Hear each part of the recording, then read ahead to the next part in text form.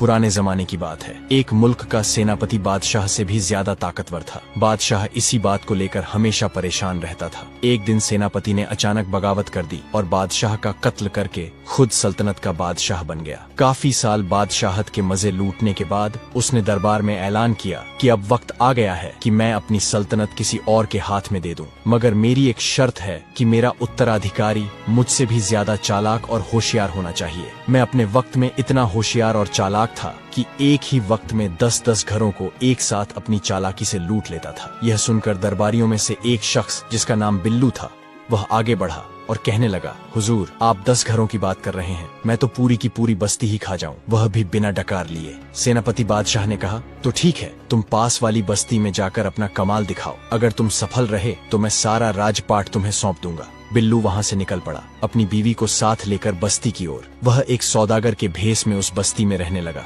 बस्ती में सब लोग उसे बिल्लू सौदागर के नाम से जानने लगे। बिल्लू ने सबसे पहले उस रात को एक गधा चोरी किया और सुबह होते ही उसे बेचने के लिए करीब के बाजार ले गया। बाजार जाने से पहले उसने गधे के मुंह में अशर्फियां ठूंस दी और गधे का मुंह अच्छी तरह कपड़े से बांध दिया। वह बाजार की भीड़ वाली जगह पर खड़े होकर गधे के मुंह से कपड़ा हटाने लगा। जैसे ही कपड़ा हटा, गधे के मुंह से खन खन करती अशर्फियां गिरने लगी। खन खन की आवाज सुनकर लोग उसकी तरफ देखने लगे और हैरान होकर आपस में बातचीत करने लगे कि क्या खूब गधा है, मुंह से अशर्फियां निकल रही हैं और वह भी सोने की। आखिर बेसब्र होकर लोगों ने बिल्लू से पूछा, यह क्या माजरा है? बिल्लू ने कहा, यह एक अजीबो गरीब गधा है। जब भी मैं उदास होता हूँ तो दिन में एक बार इसके मुंह से अशर्फियां निकलती हैं। मेरे घर में तो अब इतनी भी जगह नहीं है कि जहाँ मैं अशर्फियां रख सकूं, इसलिए मैं इससे बहुत तंग आ चुका हूँ, जिस वजह से मैं इसे बेचने के लिए बाजार ले आया हूँ। मैं चाहता हूँ कि कोई ऐसा व्यक्ति इसे खरीदे जो इसका ख्याल रख सके। लोगों ने गधे के मुंह से अशर्फियां गिरती देख ली थी और बाकी का किस्सा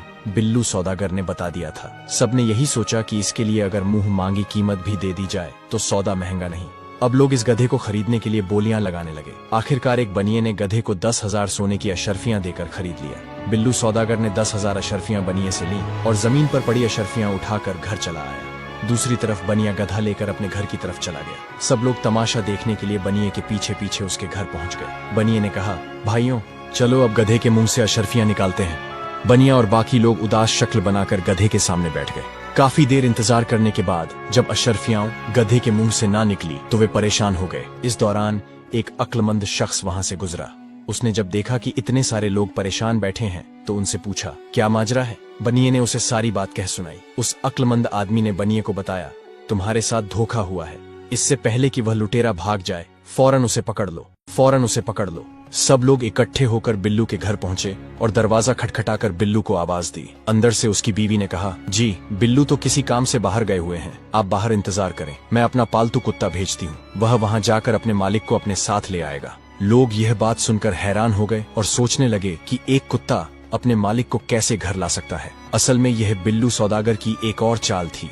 वह अभी भी घर में ही मौजूद था। उसे पता था जब गधे के मुंह से सिक्के नहीं निकलेंगे तो लोग उसके घर की तरफ आएंगे।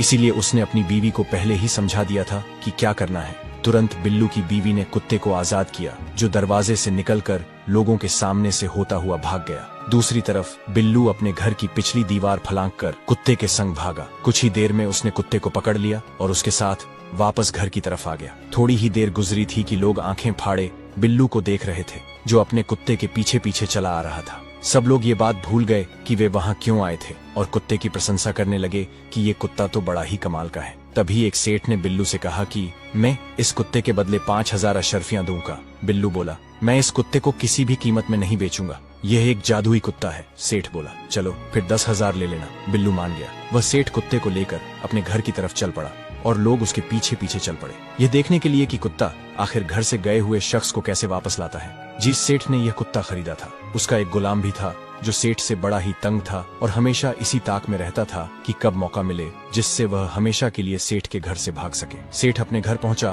तो उसने अपने गुलाम से कहा, तुम जरा साथ वाली बस्ती में जाओ और वहां से चावल के दाम पूछ कर आओ। गुलाम खुशी खुशी चला गया। जैसे ही गुलाम घर से निकला, सेठ ने कुत्ते को पीछे से भेज दिया।